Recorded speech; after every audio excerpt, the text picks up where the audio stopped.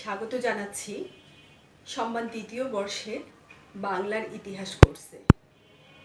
সুপ্রিয় শিক্ষার্থীরা, আজকে আলোচনার বিষয় পলাশীর যুদ্ধ। পলাশী যুদ্ধ সম্পর্কে তোমরা সবাই জানো, তারপরেও আজকে আমরা আলোচনা করব পলাশী যুদ্ধের কারণ এবং ফলাফল সম্পর্কে। নবাব আলীবর্দী খানের মৃত্যুর পর 1756 খ্রিস্টাব্দে আলীবর্দী খানের দৌহিত্র সিরাজউদ্দৌলা বাংলার মসনদে আরোহণ করেন। তখন নবাব সিরাজউদ্দৌলার বয়স ছিল মাত্র 23 বছর। সিংহাসনে বসার 1 বছর পরই 1757 সালের 23শে জুন পলাশীর যুদ্ধ সংঘটিত হয় এবং সেখানে নবাব সিরাজউদ্দৌলা ইংরেজদের সাথে পরাজিত হন। পলাশীর যুদ্ধ বাংলার তথা ভারতবর্ষের ইতিহাসে এক যুগান্তকারী ঘটনা। এই যুদ্ধে নবাবের পরাজয়ের মধ্য দিয়ে বাংলার রাজনৈতিক স্বাধীনতা প্রায় 200 বছর ইংরেজদের হাতে চলে গিয়েছিল। পলাশীর যুদ্ধে নবাবের পরাজয় কোনো তাৎক্ষণিক ঘটনা ছিল না, বরং বলা যায় এই পরাজয় ছিল অত্যন্ত পরিকল্পিত একটি ঘটনা, যার সাথে ষড়যন্ত্রে লিপ্ত ছিল নবাবের অত্যন্ত কাছের কিছু মানুষ এবং প্রভাবশালী অমাত্যবর্গ। পলাশীর এই সংকটময় ঘটনা মূলত রাজনৈতিক এবং অর্থনৈতিক কারণে সংঘটিত হয়েছিল। ইস্ট ইন্ডিয়া কোম্পানি মূলত এই অঞ্চলে এসেছিল বাণিজ্যের উদ্দেশ্যে, কিন্তু পরবর্তীতে তারা রাজনৈতিক ক্ষমতা বিস্তারে প্রয়াসী হয়। আর এই ক্ষেত্রে বাংলায় ইংরেজদের প্রধান বাধা ছিল বাংলার নবাব সিরাজউদ্দৌলা। এই সময় অর্থাৎ নবাব সিরাজউদ্দৌলা যখন বাংলার সিংহাসনে বসেন, তখন ইউরোপে সপ্তবর্ষব্যাপী যুদ্ধ শুরু হয়েছিল। সপ্তবর্ষব্যাপী যুদ্ধে ইংরেজদের বিজয়কে পুঁজি করে বাংলায় আধিপত্য প্রতিষ্ঠায় রবার্ট ক্লাইভ নবাবকে ক্ষমতাচ্যুত করার প্রয়োজনীয়তা তিনি অনুভব করেছিলেন। কারণ এই সময় নবাব ফরাসিদের প্রতি সহানুভূতিশীল ছিল। এছাড়া পলাশী সংকটে অন্যতম অনুঘটক হিসেবে কাজ করেছিল প্রাসাদ ষড়যন্ত্র। এই প্রাসাদ ষড়যন্ত্র আলীবর্দী খানের রাজত্বের শেষ দিকে শুরু হয়েছিল। এ সময়ে আলীবর্দী খানের রাজত্বের শেষ দিকে এসে আলীবর্দী খানের বিরুদ্ধে চক্রান্ত শুরু হয় এবং এই চক্রান্তকারীরাই নবাব সিরাজউদ্দৌলাকে মেনে নিতে পারেনি। এই চক্রান্তকারীদের দল তারা ইংরেজদের সাথে মিলিত হয় এবং এই দুই পক্ষ মিলে পলাশী সংকটকে অনিবার্য করে তোলে। অর্থাৎ আমরা বলতে পারি যে পলাশী যুদ্ধের অন্যতম একটি কারণ ছিল এই অভিজাত শ্রেণীর প্রাধান্য এবং তাদের ষড়যন্ত্র। এই ষড়যন্ত্রকারীদের মধ্যে একদিকে ছিল নবাবের খালা, নবাব সিরাজউদ্দৌলার খালা ঘসেটি বেগম এবং শৌকত জং ছিল নবাবের ভাই।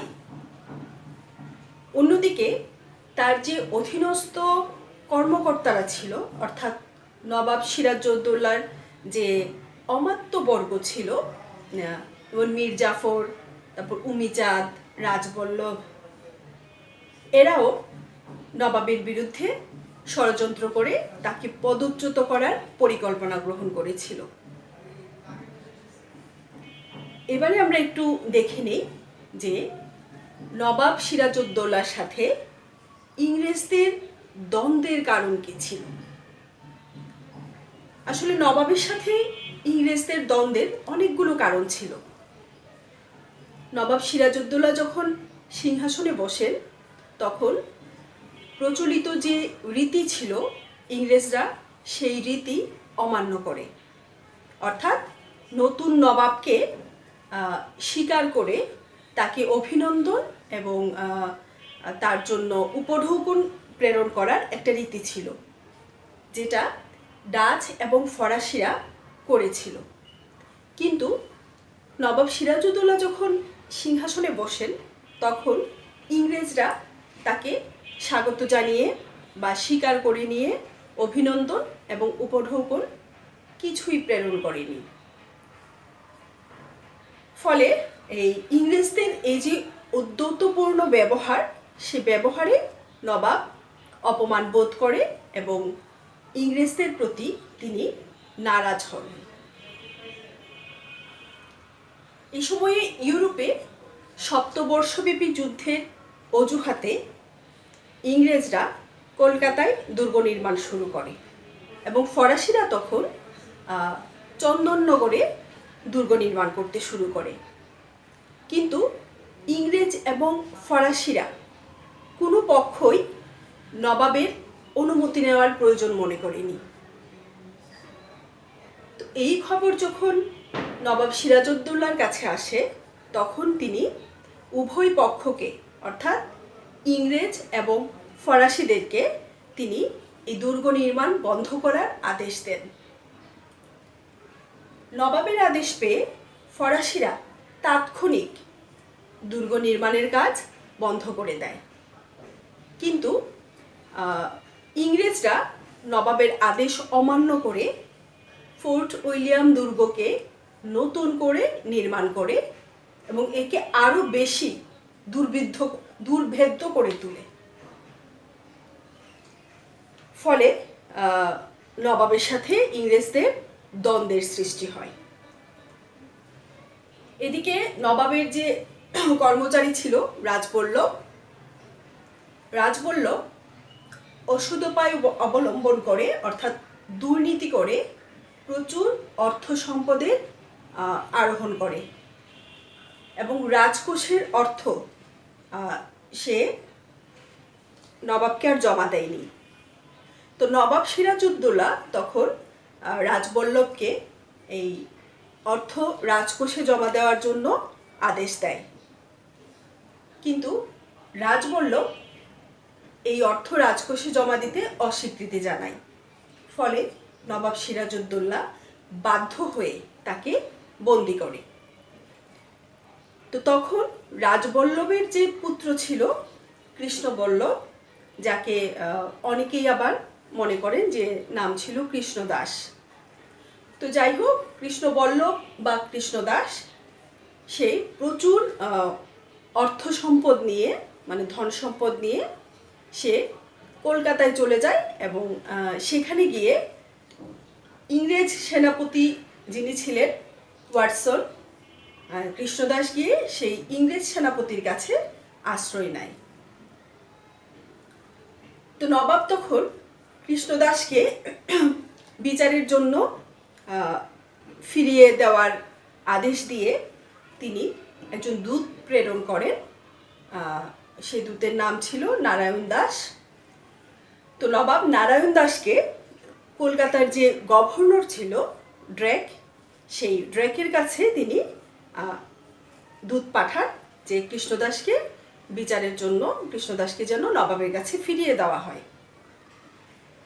কিন্তু গভর্নর ড্রেক নবাবের দূতকে তিনি অপমান করেন এবং তাকে গুপ্তচর বলে আখ্যা দেন।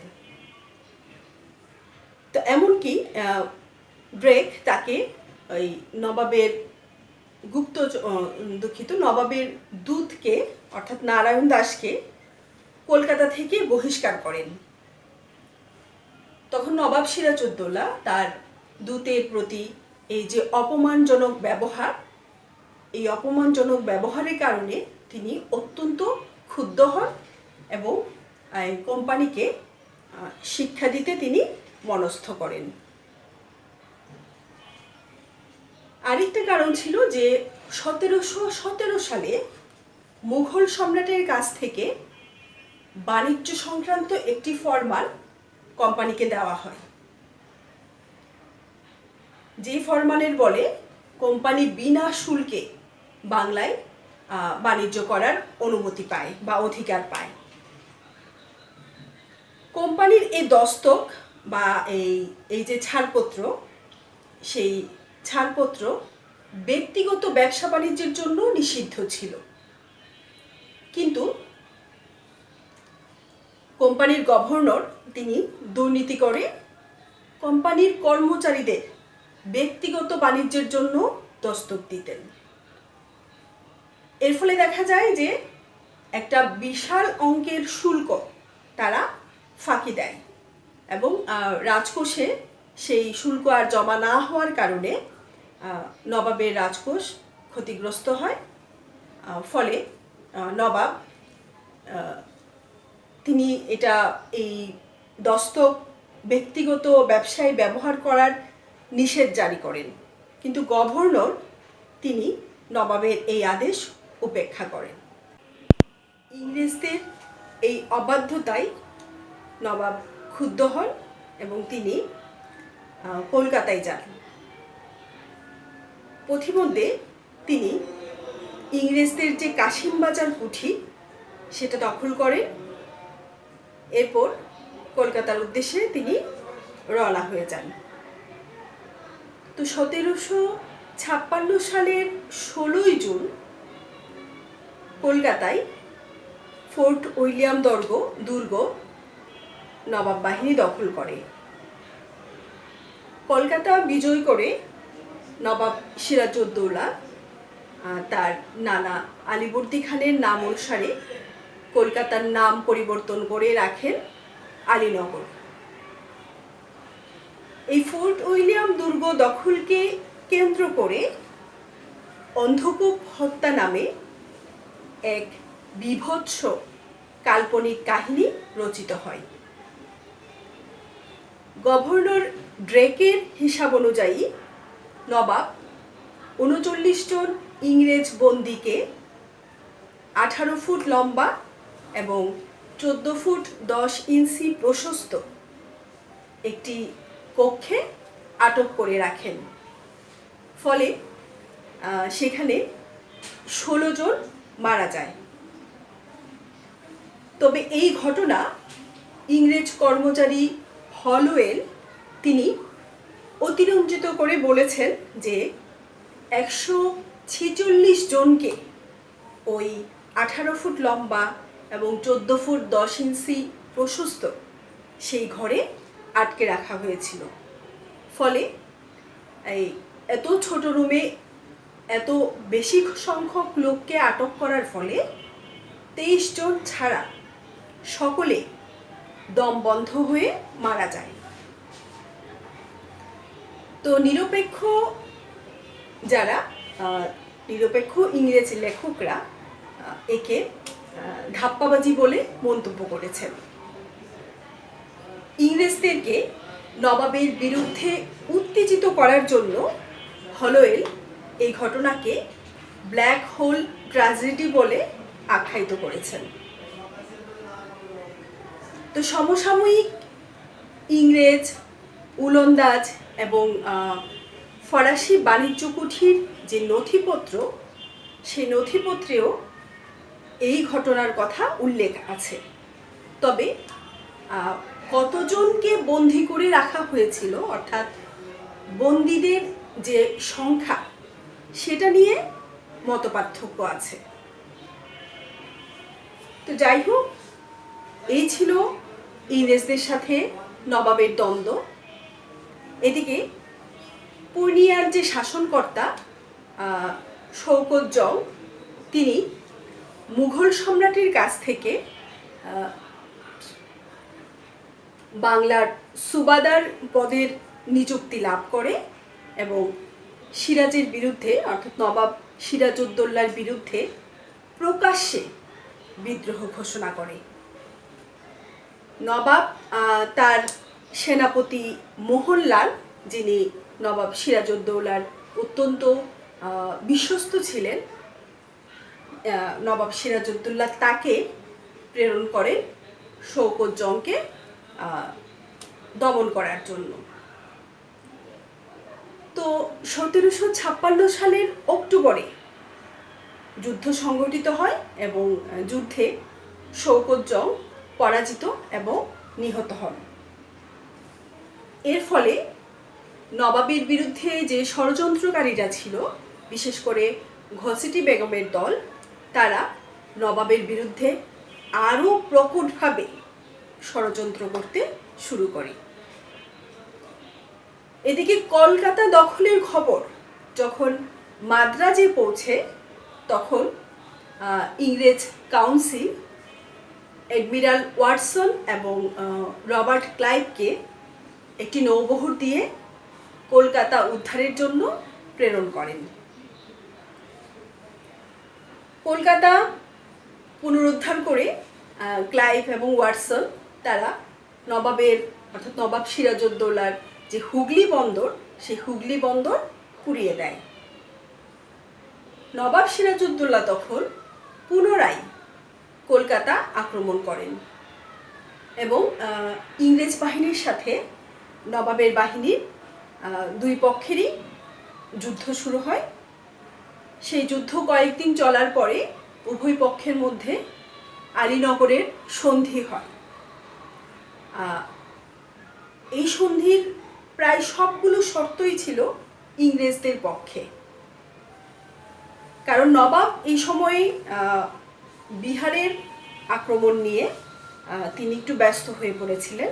ফলে ইংরেজদের সাথে তিনি আলীনগরের সন্ধি করেন। ইংরেজরা আলীনগরের সন্ধি এর কিছুদিন পরই সন্ধির যে শর্ত, সেই শর্ত ভঙ্গ করে তারা চন্দননগর আক্রমণ করে এবং ফরাসিদের সেখান থেকে বিতাড়িত করে চন্দননগর তারা দখল করে। ইংরেজরা এভাবে ফরাসিদেরকে বাংলা থেকে বিতাড়িত করেন। তো ফরাসিরা তখন মুর্শিদাবাদে আশ্রয় নেয় এবং মুর্শিদাবাদে আশ্রয় নিলে ইংরেজরা এর ফলে ক্রুদ্ধ হয় এবং সিরাজউদ্দৌলাকে মুর্শিদাবাদের মসনদ হতে অপসারণে তারা বদ্ধপরিকর হয়। মুর্শিদাবাদে বাংলার বিশিষ্ট ব্যক্তিরা সিরাজকে সরিয়ে মীর জাফরকে নবাব করার ষড়যন্ত্র করছিল। ফলে এই ষড়যন্ত্রকারীর দল তারা তৃতীয় পক্ষের সহযোগিতার জন্য ক্লাইভের কাছে ষড়যন্ত্রের কথা প্রকাশ করেন এবং ক্লাইভকে তারা অনুরোধ করেন যে তাদেরকে সাহায্য করার জন্য। তখন রবার্ট ক্লাইভ তাদের এই প্রস্তাবে সম্মত হন।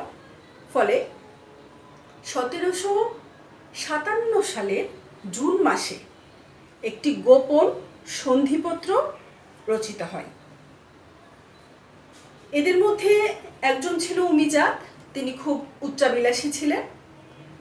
তো উমিজাদ তিনি তাদেরকে হুমকি দিচ্ছিল যে যদি তাকে উমিজাদকে উপযুক্ত পুরস্কার না দেওয়া হয় তাহলে ষড়যন্ত্রের কথা নবাবের কাছে প্রকাশ করে দিবে।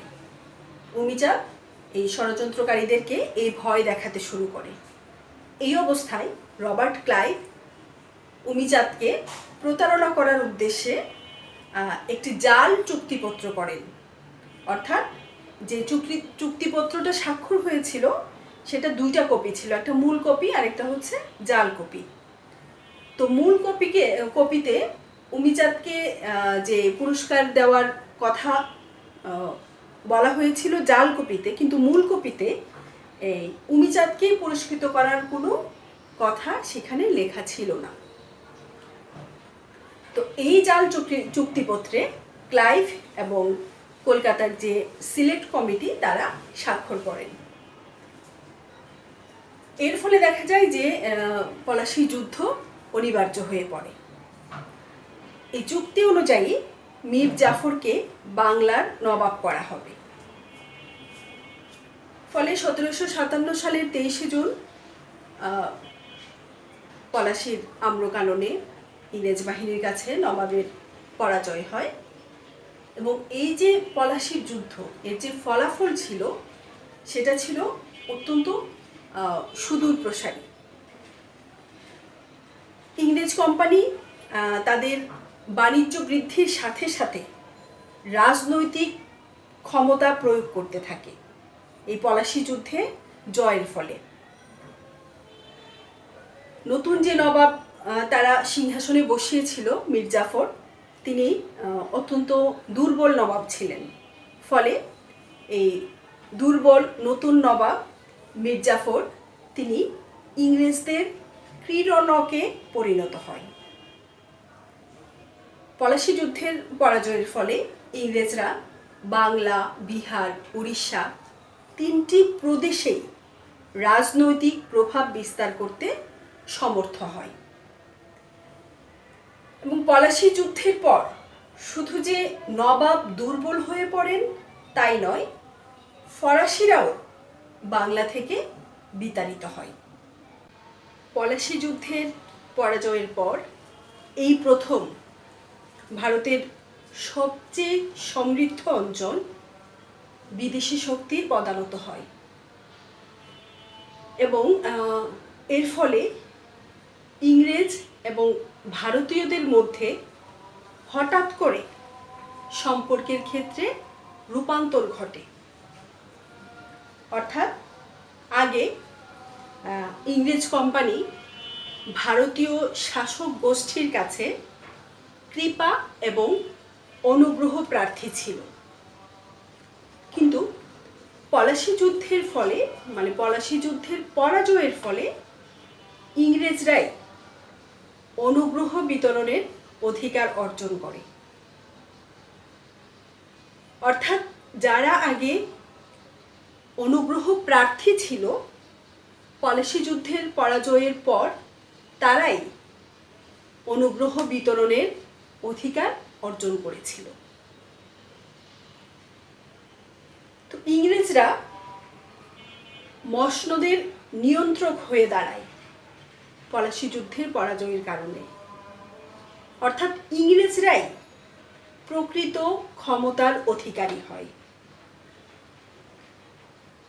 পলাশী যুদ্ধের প্রত্যক্ষ ফল হলো দাক্ষিণাত্যে ফরাসিদের সাথে যুদ্ধে ইংরেজদের চূড়ান্ত জয়লাভ। তদানীন্তন বাংলার দুর্নীতিপূর্ণ সমাজের উপর ইংরেজদের প্রভাব ফলপ্রসূ হয়। বাংলা তথা ভারতের উপর উন্নত ধরনের পাশ্চাত্য সভ্যতার প্রভাব পলাশী যুদ্ধের পরোক্ষ ফল ছিল। অর্থাৎ দীর্ঘ যে 500 বছর মুসলমান সমাজ সংস্কৃতি বিকশিত হয়েছিল তার স্থলে পাশ্চাত্য সভ্যতার যে প্রভাব সেটা চেপে বসে। অর্থাৎ মুসলিম যে কালচার সেটা বিলীন হয়ে যায় এবং সেই জায়গাটা দখল করে পাশ্চাত্য সভ্যতা এবং সংস্কৃতি। তো পলাশী যুদ্ধে ইংরেজদের জয়লাভের পর থেকেই আসলে যে বাংলার অর্থনৈতিক কার্যক্রম এক জটিল পরিস্থিতির উদ্ভব হয়। রবার্ট ক্লাইভ মীর জাফরকে নবাব পদে বসান এবং এর বিনিময়ে মীর জাফরের কাছ থেকে তিনি 2,34,000 পাউন্ড উপঢৌকন পান। ফলে এই বিশাল অঙ্কের উপঢৌকন ক্লাইভকে দেওয়ার ফলে বাংলার যে অর্থনৈতিক মেরুদণ্ড ছিল সেটা আস্তে আস্তে ভেঙে পড়ে। ইংরেজ সেনাপতি, সেনাধ্যক্ষ এবং ইংরেজ বাহিনীর যে ইস্ট ইন্ডিয়া কোম্পানির যে উচ্চপদস্থ লোক, তাদের বিপুল পরিমাণ অর্থ উৎকোচ হিসেবে দিতে হয়। এভাবে ইংরেজরা যে অর্থ পায় তা ভারতের সাথে 3 বছর বাণিজ্যের মূলধনের সমপরিমাণ হয়। তাহলে বুঝতেই পারছো কত বিশাল অঙ্কের টাকা ইংরেজদের হস্তগত হয়। তো ইংরেজরা এই বিপুল অর্থ তারা তাদের নিজেদের দেশে প্রেরণ করে। আগে অর্থাৎ পলাশী যুদ্ধের আগে মূলধন হিসেবে কোম্পানি তাদের দেশ থেকে যে স্বর্ণমুদ্রা আমদানি করত তা বন্ধ করে দেওয়া হয়। অর্থাৎ নিজেদের দেশ থেকে ইংরেজরা আর মূলধন আমদানি করতে হচ্ছিল না। বিলেতে কোম্পানির শেয়ারের দাম হু হু করে বৃদ্ধি পেতে থাকে এবং বাংলার সম্পদে বিলেতের সমৃদ্ধি বৃদ্ধি পেতে থাকে। এর ফলে নবাব মীর জাফর দেউলিয়া হয়ে যান এবং ইংরেজ কোম্পানি প্রভাব খাটিয়ে কলকাতায় তারা টাকশাল প্রতিষ্ঠা করে এবং 24টি পরগনায় জমিদারি ইংরেজরা লাভ করে। কোম্পানি এবং তার কর্মচারীরা বিনা শুল্কে বাণিজ্য করতে থাকে। দস্তকের এই অপব্যবহারের ফলে বাংলার বণিকদের একাংশ এই ইংরেজদের সাথে বাণিজ্য প্রতিযোগিতায় আর টিকে থাকতে পারেনি। ফলে একটা অংশ ব্যবসা ছেড়ে দেয় এবং তারা তাদের যে মূলধন ছিল সেই মূলধনের টাকা জমিদারি ক্রয় এবং কলকাতায় গৃহ নির্মাণে লগ্নি করে। এর ফলে দেখা যায় যে দেশীয় বাণিজ্য প্রায় বন্ধ হয়ে যায়। বাংলার বণিকদের একটা ক্ষুদ্র অংশ ইউরোপীয় বণিকদের গুমস্তায় পরিণত হয়। প্রতি বছর দেশের মোট রাজস্বের শতকরা 66% কোম্পানি এবং কোম্পানির যে কর্মচারীরা তারা কুক্ষিগত করে। বাংলার অর্থনীতি ইংরেজদের হাতের এত বেশি, ইংরেজদের হাতকে মানে ইংরেজদেরকে এত বেশি শক্তিশালী করেছিল যে শুধু বাংলার সম্পদের উপর নির্ভর করে ফরাসি এবং মারাঠাদের বিরুদ্ধে তারা যুদ্ধ চালাতে সক্ষম হয়েছিল।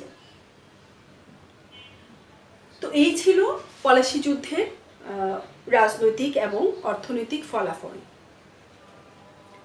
তো পলাশী যুদ্ধের প্রাক্কালে বাংলার সমাজে অভিজাত শ্রেণীর প্রভাব ছিল অপরিসীম। বিশেষ করে ক্ষমতার শীর্ষ রাজনীতিতে দেশের অর্থনৈতিক কর্মকাণ্ডে তাদের ভূমিকা ছিল অপ্রতিরোধ্য। দেশের শাসক শ্রেণী বিভিন্ন দিক দিয়ে ইংরেজদের উপর নির্ভরশীল ছিল, দুঃখিত যে ওই অভিজাত শ্রেণীর উপর নির্ভরশীল ছিল। এই সামাজিক প্রেক্ষাপটে নবাব সিরাজউদ্দৌলা বাংলার মসনদে আরোহণ করেন এবং নবাব এ সময় ক্রমবর্ধমান ইংরেজদের প্রভাবকে ক্ষুণ্ণ করতে অগ্রসর হন। এই অগ্রসর হওয়ার ফলে বাংলায় অভিজাত বর্গের সাথে ইংরেজদের একটি সম্পর্ক গড়ে ওঠে। তো বিভিন্ন কারণে অসন্তুষ্ট এই অভিজাত শ্রেণী ইংরেজদের সাথে মিলে বাংলার নবাবকে সিংহাসনচ্যুত করে এবং এই অভিজাত শ্রেণীর কাউকেই বাংলার মসনদে বসানোর ষড়যন্ত্রে লিপ্ত হয়। এই ষড়যন্ত্রের ফলাফল হয়েছিল মারাত্মক।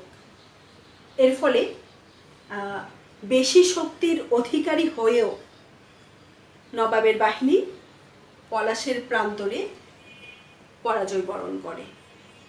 শুরু হয় লুণ্ঠন এবং বাংলাসহ সমগ্র ভারতবর্ষে 200 বছরের পরাধীনতার শৃঙ্খল।